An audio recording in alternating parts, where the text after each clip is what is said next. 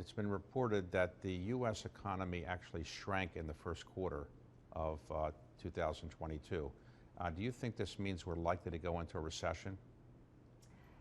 So when you look at that GDP number, I think the really important point is the reason it shrank is because of net imports, which were negative, which means we're importing a lot of goods from abroad. And that's because consumer and corporate demand is robust.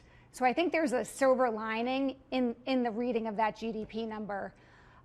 When you think about, there's a lot of discussion about a looming recession. And the bottom line is a recession is inevitable. It's a matter of when.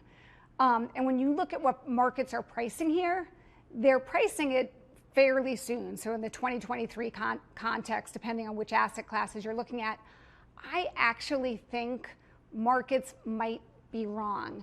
And the reason is the consumer right here is in extraordinarily good shape. There's no doubt real wages are negative. In other words, your real wage growth is negative. So wage increases are not keeping up with inflation.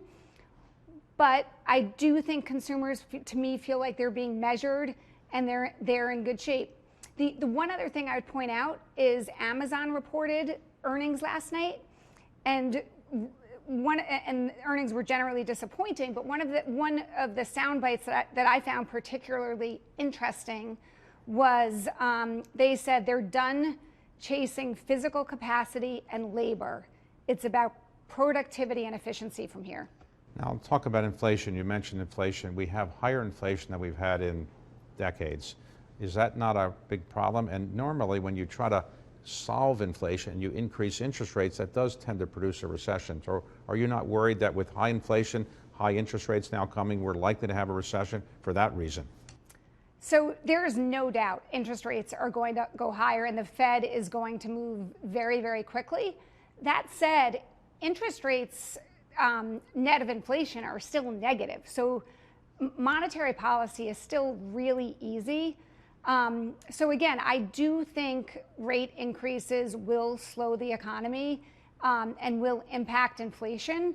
But I think this economy has some shock absorbers built in that will allow that to happen. It's not, again, I don't think we'll avoid a recession. I just think it will be further out than people expect. What about the impact on the economy in the United States and or Europe of the war in Ukraine? Is that not going to really damage the economy somewhat as well?